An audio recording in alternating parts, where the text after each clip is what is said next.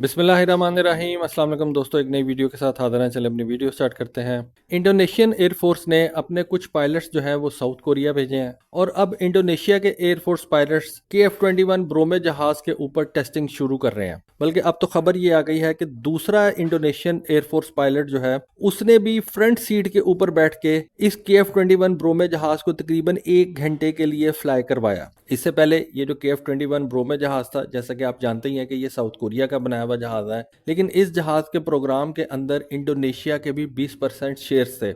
लेकिन इंडोनेशिया जो है उसके पास कुछ पैसों की कमी थी, वो 20% जो अपना शेयर था वो नहीं अदा कर सका। लेकिन साउथ कोरिया ने भी थोड़ा सा तहम्मुल का मुजाहरा किया और उन्होंने इंडोनेशिया को इस जहाज के प्रोजेक्ट से अलग नहीं किया। साउथ कोरियंस जो है वो इंडोनेशिया को साथ चलाते रहे और उन्होंने इस प्रोजेक्ट में उनको शामिल रखा। इसका फायदा साउथ कोरियंस को ये हुआ कि ठीक है, इंडोनेशिया वालों ने अपनी पेमेंट्स तो नहीं की, लेकिन इंडोनेशिया इस बात के ऊपर एग्री कर गया कि जब ये जहाज तैयार हो जाएगा तो इंडोनेशिया इस जहाज के तकरीबन 48 यूनिट्स यानी कि 48 फाइटर जेट जो है वो परचेज करेगा। डेफिनेटली साउथ कोरियंस ने तो इस जहाज को परचेज करना ही है और वो ही अभी इस जहाज को डेवलप कर रहे हैं। जब ये जहाज प्रॉपर तरीके से ऑपरेशनल हो जाएगा और इसकी प्रोडक्शन शुरू हो जाएगी तो सबसे ज्यादा इस जहाज को साउथ कोरिया की एयरफोर्स परचेज करेगी। और एक जहाज की इससे बड़ी क्या सक्सेस हो सकती है कि जहाज के प्रॉपर ऑपरेशनल होने से पहले ही उस जहाज को दो बड़ी एयरफोर्सेस की तरफ से जो है वो ऑर्डर्स मिल जाएं, या दो बड़े ऑर्डर उस जहाज को जो है वो मिल जाएं। एक ऑर्डर तो डेफिनेटली साउथ कोरियन एयरफोर्स करेगी और दूसरा बड़ा ऑर्डर जो है जो 48-50 जहाजों का होगा वो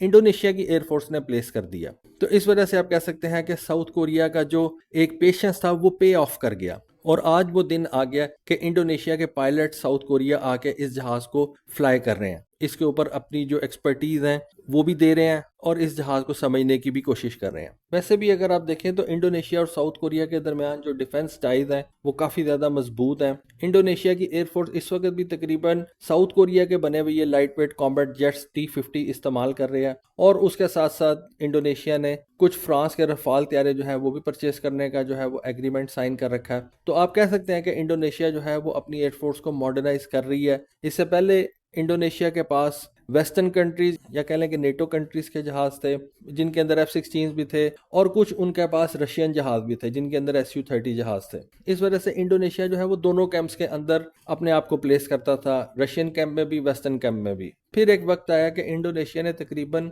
11 Su-35 फाइटर जेट्स का ऑर्डर जो है वो रशिया को प्लेस कर दिया, लेकिन फिर बाद में इस कॉन्ट्रैक्ट को उन्होंने होल्ड पे रख दिया। आज तक इंडोनेशिया ये कहता है कि हम इन जहाज़ों से पीछे नहीं हटे, लेकिन इन जहाज़ों की पेमेंट भी नहीं करता और इन जहाज़ों को परचेज भी नहीं करता। सिर्फ उन्होंने कहा कि जी ये ऑर्डर हमने अभी फिल वक्त होल्ड पे कर दिया, यानी कि इस ऑर्डर को अभी हम परसू नहीं कर रहे। उसकी रीज़न हमें समझ में आती है कि इंडोनेशियंस जो है वो अमेरिका या वेस्टर्न कंट्रीज के इकोनॉमिक सैंक्शंस अपने ऊपर नहीं लगवाना चाहते हैं। अगर इंडोनेशिया आज रशिया से ये 11 Su-35 जहाज परचेज कर लेता है तो अमेरिका इंडोनेशिया पे काटसा के जो है वो सैंक्शंस लगा देगा। यूरोपियन यूनियन जो है वो और किस्म के सैंक्शंस जो है वो इंडोनेशिया पे लगा देगी। इंडोनेशिया की इकोनॉमी जो इस वक्त कोई इतनी बुरी नहीं है वो मजीद अच्छे होने से जो है वो रुक जाएगी और ये इंडोनेशिया नहीं चाहता। इस वजह से उन्होंने ये फैसला किया कि जो भी फाइटर जेट परचेज करना है या वो यूरोपियन कंट्रीज से जिस तरह ये रफाल है वो परचेज कर लो, या साउथ कोरिया से जो है ये T-50 जहाज और अब ये KF-21 ब्रोमे जहाज जो है वो परचेज कर लें।